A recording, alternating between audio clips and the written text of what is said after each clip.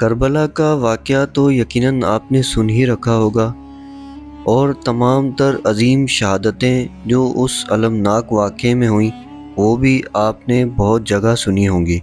لیکن آج ہم ایسے دو معصوم شہادتوں کے بارے میں ذکر کریں گے جس کا ذکر بہت کم کیا جاتا ہے، اور وہ شہادتیں بھی کسی سے کم نہیں۔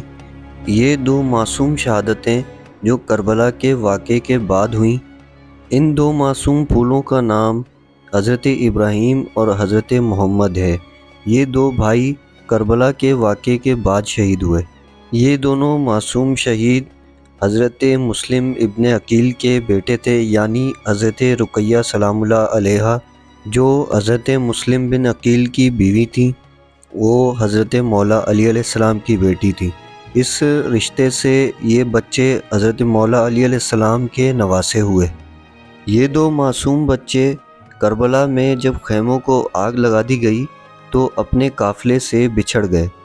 اب تمام تر اہل بیت کے لوگ انہیں ڈھونڈتے رہے، لیکن یہ انہیں نہ ملے، اور بھٹکتے بھٹکتے یہ بچے کوفہ کے کنارے تک پہنچ گئے۔ ابن زیاد پلید کو یہ معلوم چلا کہ یہ دو بچے اپنے قافلے سے بچھڑ چکے ہیں اور کس مقام کے قریب تھے، تو اس نے پورے کوفہ میں سپاہیوں میں خبر پھیلا دی کہ مسلم بن عقیل کے دو بچے جہاں بھی ملیں انہیں گرفتار کر لاؤ۔ یہ دو معصوم پھول جو امیر المومنین علی ابن ابی طالب کے نواسے ہیں، اس کے باوجود غربت کا عالم یہ ہے کہ یہ ایک ایسے شہر کے اندر بھٹک رہے ہیں جن لوگوں کے دل میں رحم نام کی چیز ہی نہیں۔ اب یہ معصوم دو بچے کوفے کی گلیوں میں بھٹکتے بھٹکتے شہر سے باہر کی طرف نکلنے لگے تو سپاہیوں نے ان کو دیکھ لیا اور گرفتار کر کے ابن زیاد پلید کے سامنے پیش کیا، اور پھر اس نے حکم جاری کیا کہ ان معصوم دونوں بچوں کو قید خانے میں ڈال دیا جائے اور کسی سے ان کی ملاقات نہ ہوگی، اور ایسے قید خانے میں ڈال دیا گیا جس قید خانے میں کوڑ کے مرض میں مبتلا وحشی قیدیوں کو ڈالا جاتا ہے۔ اس قید خانے میں ان دو معصوم بچوں کو 1 سال کے قریب رہنا پڑا۔ 1 سال کے بعد دونوں بھائیوں نے آپس میں بات کی کہ کیا ہم کسی کو یہاں اپنا تعارف کروائیں۔ پھر جب دونوں بھائیوں نے یہ دیکھا کہ کون سے شخص سے بات کی جائے، تو رات کو قید خانے کا جو محافظ تھا اس کو نرم دل پایا۔ اس سے معصوم بچوں نے کہا کہ کیا آپ حضرت سید محمد صلی اللہ علیہ وآلہ وسلم کو جانتے ہیں؟ اس نے جواب دیا کہ یقیناً میں مسلمان ہوں، اور آپ صلی اللہ علیہ وآلہ وسلم پر میری جان قربان ہے۔ پھر بچوں نے کہا کہ آپ مولا علی علیہ السلام کو جانتے ہیں؟ پھر اس نے جواب دیا کہ یقیناً وہ داماد رسول ہیں، اور انہیں کون نہیں جانتا کہ وہ امام المتقین ہیں اور امیر المومنین ہیں۔ آپ مجھ سے یہ سوال کیوں کر رہے ہیں؟ تو پھر فوراً ان بچوں نے اپنا اصل راز کھول دیا اور انہیں بتایا کہ ہماری مدد کریں، ہم خانوادہ رسول سے تعلق رکھتے ہیں اور کربلا میں قافلے سے بچھڑ چکے ہیں۔ یہ سننا تھا کہ وہ قید خانے کا محافظ رونے لگا اور بچوں کے قدموں میں گر گیا، کہنے لگا مجھے معاف کرنا، میں آپ جیسی ہستیوں کو جانتا نہیں تھا، نہ میں نے کبھی آپ کو پہلے دیکھا، پر میں حضرت سید محمد صلی اللہ علیہ وآلہ وسلم کا اور مولا علی علیہ السلام کا عاشق ہوں۔ اب یہ ابن زیاد کچھ بھی کر لے، میں آپ کو کسی طریقے سے یہاں سے نکالتا ہوں۔ اور پھر اس نے اپنا وعدہ پورا کیا۔ حضرت مسلم ابن عقیل کے بچوں کو وہاں سے نکلنے میں مدد کی۔ جب بچے وہاں سے نکل گئے تو ابن زیاد کو جب یہ ماجرا معلوم ہوا تو اس نے اس محافظ کو شہید کروا دیا۔ اب ناظرین کرام، ان معصوم دو پھولوں پر ظلم کے اور پہاڑ ٹوٹنے والے تھے۔ جب یہ بچے کوفے کی گلیوں میں رات کے اندھیرے میں بھٹک رہے تھے تو ایک عورت پر ان کی نظر پڑی جو بوڑھی تھی۔ اس نے ان بچوں کو اپنے قریب بٹھا لیا اور کہا کہ اتنی رات کو کہاں گھومتے ہو؟ تم سے ایک عجب خوشبو سی آتی ہے۔ تمہارا گھر کہاں ہے اور تمہارے والدین کہاں ہیں؟ بچے خوف کے مارے ڈرے ہوئے تھے اور کچھ بول نہیں رہے تھے۔ وہ بوڑھی عورت اپنے داماد اور بیٹی کے ساتھ رہتی تھی۔ اس کا داماد بہت ہی بدبخت اور شقی آدمی تھا۔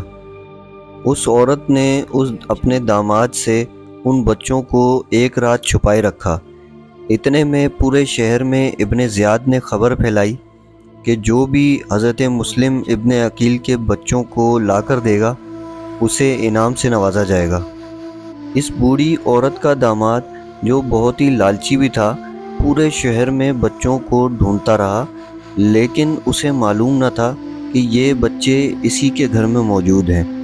اور پھر جب یہ ڈھونڈتے ڈھونڈتے بچوں کو تھک ہار کر گھر آتا ہے تو بوڑھی عورت کو بند کمرے میں کھانا لے جاتے دیکھ یہ اس عورت کے پیچھے ہی کمرے میں گھس جاتا ہے اور دیکھتا ہے کہ حضرت مسلم ابن عقیل کے بچے بیٹھے ہوئے ہیں، اور پھر کہتا ہے کہ میں تو شہر میں ڈھونڈ رہا تھا، خزانہ تو میرے اپنے گھر میں ہی موجود ہے۔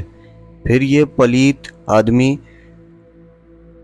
ان معصوم دو پھولوں کو بڑی بے رحمی سے باندھ دیتا ہے اور پھر دریا کے کنارے لے جا کر ان بچوں پر ظلم ڈھانے لگتا ہے، اور انعام کی لالچ میں اتنا اندھا ہو جاتا ہے کہ اپنے غلام کو کہتا ہے کہ ان بچوں کے سر تن سے جدا کر دو۔ غلام کو رحم آتا ہے اور وہ کہتا ہے کہ میں ایسا نہیں کروں گا، تو اسے وہ ظالم شخص کہتا ہے کہ تو اپنے مالک کی بات کیوں نہیں مان رہا؟ پھر وہ غلام دریا میں چھلانگ لگا کر کہتا ہے کہ مجھے اللہ تعالیٰ سے یعنی اپنے اصل مالک سے ڈر لگتا ہے، تجھ سے نہیں، اور دریا میں بہہ جاتا ہے۔ پھر یہ ظالم شخص دونوں معصوم بچوں کو شہید کرنے میں ذرا بھی دیر نہیں کرتا اور کوئی رحم نہیں کھاتا۔ اس نے دو معصوم پھولوں کے سر تن سے جدا کر دیے اور جسم مبارک کو دریا میں بہا دیا، اور دونوں کے سر لے کر ابن زیاد پلیت کے سامنے پیش ہوا۔ ابن زیاد جیسا ظالم شخص بھی اپنے تخت سے اٹھ کر کھڑا ہو گیا کہ یہ تو نے کیا کیا؟ تجھے انہوں نے کیا کہا جو تو نے ایسا کیا؟ اس ظالم شخص نے بولا کہ یا امیر، میں نے آپ کی خوشی کے لیے یہ عمل کیا۔ یہ مولا علی علیہ السلام کے نواسے اور امام حسین کے بھانجے ہیں۔ میں نے سوچا کہ آپ کے لیے تحفہ لے چلوں اور آپ مجھ سے خوش ہو جائیں گے اور مجھے انعام سے نوازیں گے۔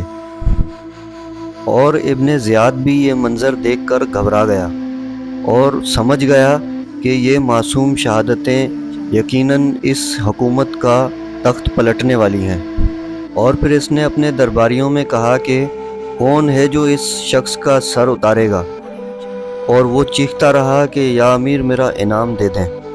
اتنے میں ابن زیاد کا ایک بندہ اٹھا اور اس نے اس کا سر بھی تن سے جدا کر دیا اور اسے واصل جہنم کیا۔